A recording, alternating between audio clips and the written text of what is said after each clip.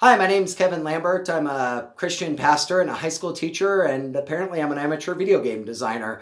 And I just want to make this video to share with you about a project I've been working on over the last couple months. The game is called The Clouds Above, The Ground Below. And the game at its heart is designed to be an instructional tool that my fellow colleagues in the high school I teach at in the government and history social sciences department can use to teach their kids about the different cultures and the different ways and forms of government in the world around us.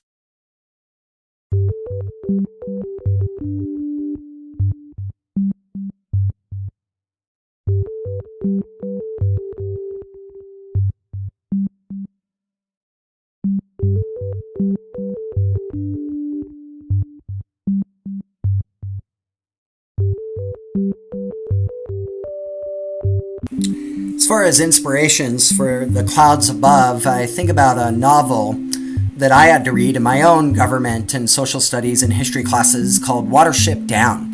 In that novel, you have sort of talking rabbits that decide to leave their warren behind and go out in search of a better sort of world and a better government system. And as they travel around, they travel through other warrens that organize the life of the warren differently. And then the last half of the novel, they sort of found their own warren and have to argue about how they're going to do sort of the political structures. My goal for The Clouds Above is that it would, at least in spirit, provide the same goal that Watership Down provided, that students who interacted with the story and the characters and the material would be able to critique our current societies, cultures, governments in the same way that Watership Down enabled my generation and previous generations before me to do it. I've chosen the Japanese RPG model because I think it's an incredibly effective way to tell really engaging and fun stories. I grew up with the Final Fantasy series, and I just love traveling around and discovering the different characters and the different towns they lived in, and uncovering cutscenes from their hometowns, and also discovering new and better skills that I could use in battle to dispatch bosses. And particularly, I think of the story of Final Fantasy VI, which had tons of characters, I think 13, 14 characters, all with their own special skills and something they brought to the party, but also with backstories and things that made them engaging and very intriguing, sort of in the way I think of the Harvest Moon series, and then the way that Stardew Valley built upon the old Harvest Moon games. I discovered something about Harvest Moon and Stardew Valley, and that's I never dreaded a cutscene. In every other game I've played I just dreaded the cutscenes. They're so boring, and you want to interact, and you can't interact. That wasn't the case with the Harvest Moon series and with Stardew Valley, and so I asked myself, why is that? And I discovered it's because the cutscenes are short, they're not very long, and so they don't have a tedium about them, but also the cutscenes were built around the characters, and every cutscene you got to learn something new about the characters that were in the game and something that endeared them to them. They were well written, so that helped, but they also were just tied to who the characters were. And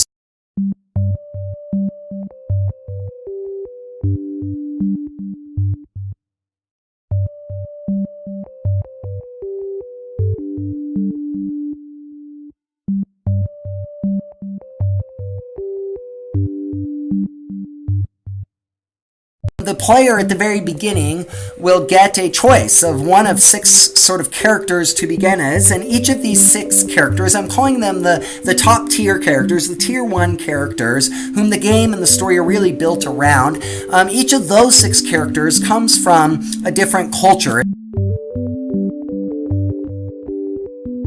So the player will get to choose one of these initial characters, and they will get to sort of do a prologue slash tutorial. That each of those prologues will also be a tutorial that teaches the character, how to play the game, and then launches them into the broader open world.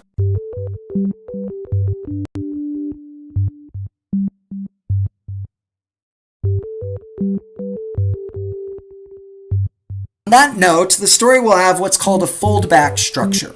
The story will not be linear, but it won't be so open world that there's just all these cutscenes everywhere and the game's not going anywhere, which makes it difficult to emotionally interact. Instead, there will be times when the stories sort of come to one main event. So whoever's in your party, whatever characters you've recruited to your team, whether they're tier 1, tier 2, then there'll still be events that trigger.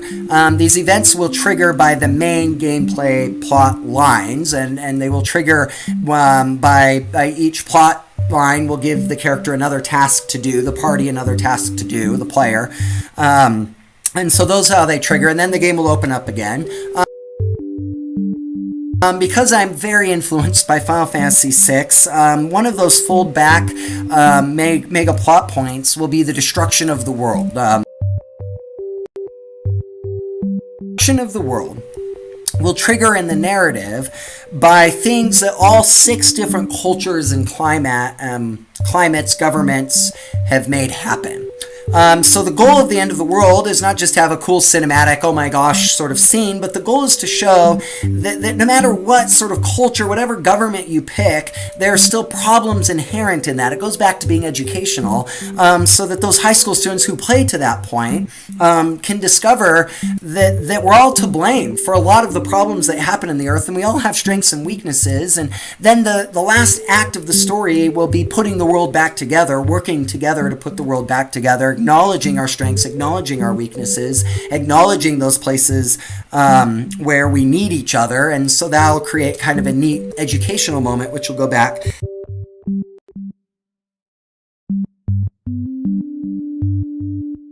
My hope is to design a game simple enough to use the really good trope of JRPGs, but one that's not going to alienate anybody. One that's pretty easy to drop into. For that reason, I'm keeping the stats low. Most characters are just going to have an attack stat, a defense stat, and then a special skill stat, and and HP, obviously, and then magic points as well. Those 5 will just keep the game simple. They'll allow people to really enjoy the story and enjoy the gameplay without having to worry about if your evasion is high enough or what your valor stat is. I don't even know what the valor stat is, but some games have had it. What I hope will keep high school students playing this game long after they've completed the assignment from the history teacher is that the whole gameplay is designed to be one major fetch quest, but not fetching items, weapons, things like that, but fetching characters, and particularly characters that come with their own skills. And so there's some meta rules that I've established for the game. One meta rule is that a character cannot learn a skill unless that skill has been used by another character in battle 10 times. And so that, I think, rule will just unlock a lot of the game and make a lot of the joy of the gameplay traveling around the world to discover the different characters, recruit them to your party, and then have that character teach those skills to the characters who don't know them. With that meta rule then becomes a skill system that I'm kind of quite proud of, where each character can equip up to 10 sort of active abilities, 10 abilities they can use in battle, and they can equip up to 5 passive abilities. I think about Final Fantasy. I'm hoping to have 100 of these skills scattered throughout my world, hidden in characters. And so you have to go recruit the character, and every character will have a list of skills that they come with, one that they started with at level 0, others that they learn at level 5, and then a slightly few others, not too many, that are unlocked through special cutscenes where the skill relates to their story. And so the joy of the game will be unlocking and finding all these silly hidden skills. My hope for the skills is not that they would be sort of your traditional battle ones, but I hope is to have some fun with them. Create some skills that nobody's ever seen in a JRPG. Another meta rule is you can only have a party of 4 characters, even though there's going to be up to 20 different playable characters in the game, each with their own set of 3 or 4 skills that they come with.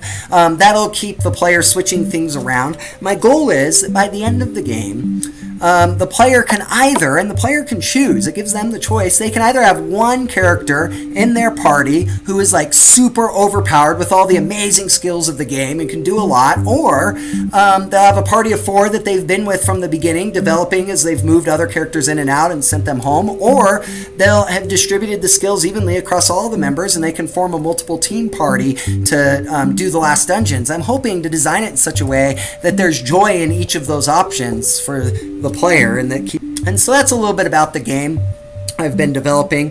We are going to release it on the App Store. It is going to be cheap because it's for high school students and teachers. We're not looking to make a bunch of money off this game. The game, of course, will be rated E for everyone, and the game will have other customization. I forgot to mention the game will also have mini games that break the mold of JRPG, and so those will be developed later on. I hope I got you excited, and I hope that you would want to partner with me on this game. Once again, I'm Kevin Lambert. I'm an amateur video game designer in my spare time. Thank you.